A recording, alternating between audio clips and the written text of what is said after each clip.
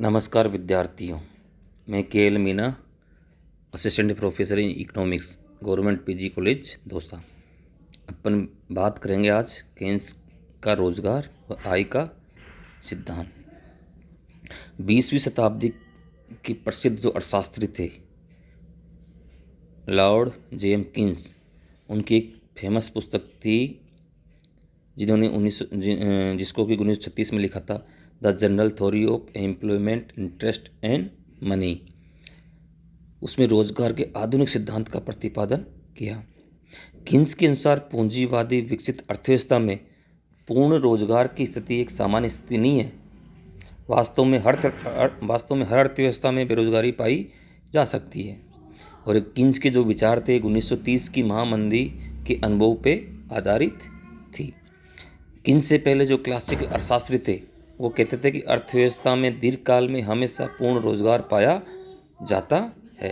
अर्थव्यवस्था में ऐसी ऑटोमेटिक शक्तियाँ होती है जो अर्थव्यवस्था को संतुलन में ले आती है। लेकिन 1930 की विश्वव्यापी मंदी ने क्लासिकल अर्थशास्त्र को पूर्णतः खोखला साबित कर दिया। 1930 में लगभग सभी पूंजीवादी अर्थव्यवस्थाओं में महामंदी के कारण बेरोजगारी में बहुत ज़्यादा वृद्धि हुई थी। काफ़ी संख्या में बिना बिका माल पड़ा रह गया था। यूँ कह सकते हैं कि उस समय खाद्यान्नों की कमी नहीं थी, बल्कि बेरोजगारी के कारण लोगों के पास क्रय शक्ति नहीं थी, इसलिए लोग भूखे मर रहे थे। कोयले के ढेर पड़े हुए थे, लेकिन बच्चे ठंड से मर रहे थे क्योंकि उनके पास खरीदने के लिए पैसे नहीं थे। तो यानी उस समय बहुत बेरोजगारी अपने चरम के ऊपर थी। और बेरोजगारी का मुख्य कारण है जो कीन्स कहता है, कुल पूर्ति की तुलना में कुल मांग में होने वाली कमी थी। जो 1930 की मंदी थी उसका मुख्य कारण था कुल पूर्ति की तुलना में कुल मांग में होने वाली कमी। कई देशों में, अमेरिका, फ्रांस आदि में बेरोजगारी दूर करने के लिए परंपरावादी रोजगार सिद्धांत के जो उपाय थे, जैसे नगद मजदूरी में कटौती है, ब्याज की दरों में कमी आदि को अपनाया, परंतु बेरोजगारी दूर करने में कोई सफलता प्राप्त नहीं। तो इस प्रकार कीन्स ने बेरोजगारी की इस समस्या का वास्तविक विश्लेषण करके निष्कर्ष निकाला कि बेरोजगारी का मुख्य कारण प्रभावपूर्ण मांग में होने वाली कमी है। और प्रभावपूर्ण मांग क्या है? कीन्स के अकॉर्डिंग प्रभावपूर्ण मांग कुल मांग का वह स्तर है जिस पर वह कुल पूर्ति के बराबर होती है। इसलिए उन्होंने सुझाव दिया था कि प्रभावपूर्ण मांग को बढ़ाकर के ही बेरोजगारी को दूर किया जा सकता है। तो बेरोजगारी दूर करने का जो मुख्य उपाय है वो है प्रभावपूर्ण मांग को बढ़ाना। इसलिए उन्होंने सुझाव दिया था कि प्रभावपूर्ण मांग को बढ़ाया जाए। अब इस पर कुल मांग भी दो प्रकार की होती है, एक तो उपभोग वस्तुओं की मांग, कंजप्शन, और दूसरी है पूंजीगत वस्तुओं की मांग। उन्होंने आगे बताया कि चूंकि अल्पकाल में उपभोग तो लगभग स्थिर रहता है, इसलिए प्रभावपूर्ण मांग में वृद्धि का मुख्य जो पार्ट बचता है वो क्या है? पूंजीगत वस्तुओं की मांग। इसलिए प्रभावपूर्ण मांग में वृद्धि मुख्य रूप से निवेश में वृद्धि करके ही की जा सकती है। और कीन्स ने कहा कि चूंकि मंदी के समय लाभ की संभावना कम होती है, व्यापारियों के लिए कोई प्रोत्साहन नहीं होता, इसलिए निजी निवेश भी अधिक नहीं बढ़ता। अतः पूर्ण रोजगार के लक्ष्य को प्राप्त करने के लिए ऐसे समय में सरकार को आगे आना चाहिए। और कीन्स ही एक पहला अर्थशास्त्री था जिसने सरकारी हस्तक्षेप की वकालत की। और कीन्स कहता है कि ये विचार था कि बेरोजगारी को दूर करके पूर्ण रोजगार को स्थिति को प्राप्त करने के लिए सरकारी हस्तक्षेप आवश्यक है। और ऐसे समय में सरकार को सार्वजनिक व्यय में वृद्धि करनी चाहिए।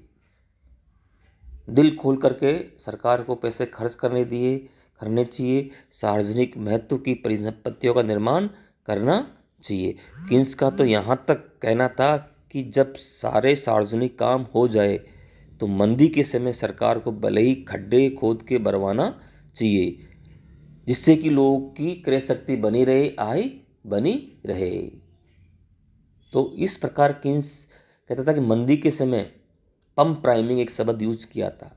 जिस तरह से पानी की पाइपलाइन में जब प्रेशर कम होता है तो उसमें हेड पंप लगाया जाता है और एक बार उसको आरंभ में दबा करके चालू किया जाता है तो बाद में पानी का जो फ्लो बन जाता है। तो इसी तरह से सरकार को मंदी के समय सार्वजनिक व्यय के माध्यम से उस हेडपम्प का कार्य करना चाहिए थी, जिससे लोगों की क्रय शक्ति बढ़े, उससे वस्तुओं सेवाओं की डिमांड बढ़ेगी, वस्तुओं सेवाओं की डिमांड बढ़ेगी, उत्पादन बढ़ेगा, उत्पादन बढ़ेगा तो रोजगार बढ़ेगा।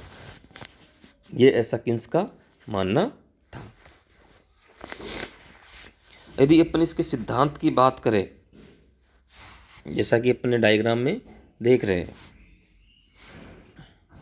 इसको सिद्धांत को अपन सारांश रूप में कहें तो उसका है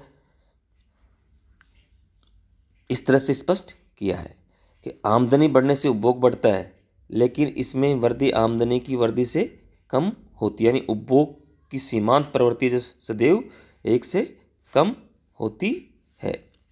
फिर स्पष्ट किया निवेश गुणक के हमेशा एक से अधिक होता है।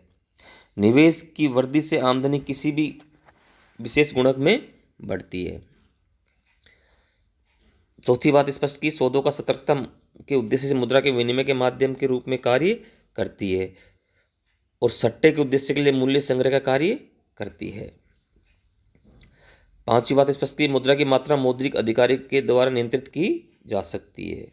छठा है पूंजीगत परिसंपत्तियों के प्रतिफलों या लाभों की प्रत्याशा स्टॉक बाजार, व्यावसायिक विश्वास आदि पर निर्भर करती है।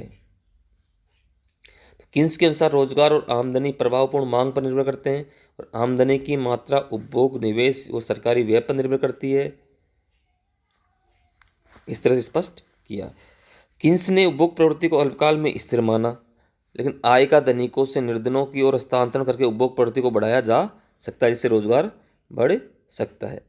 किन्स के सिद्धांत में रोजगार बढ़ाने की दृष्टि से निवेश का अधिक महत्व माना गया, क्योंकि निवेश की मात्रा पूंजी की सीमांत कार्य कुशलता व ब्याज की दर के ऊपर निर्भर करती है।